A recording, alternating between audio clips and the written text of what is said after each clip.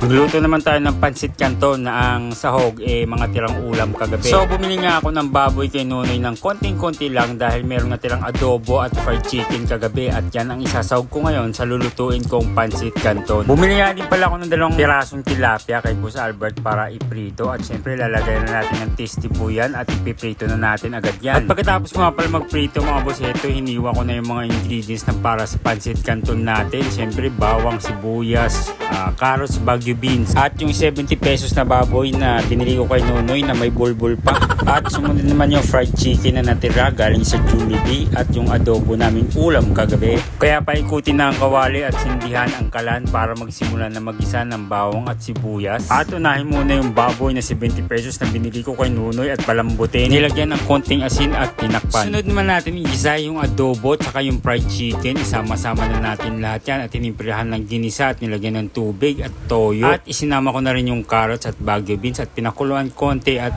hinango ko muna yung carrots at Baguio beans para hindi masyadong durog. At heto na yung bida-bida sa luto natin, yung pinakapansit canton. Nilagyan ko din ng mamasitas pala mga boss. Tapos konting halo-halo, nilagay ko muna yung repolyo at ibinalik yung carrots at Baguio beans.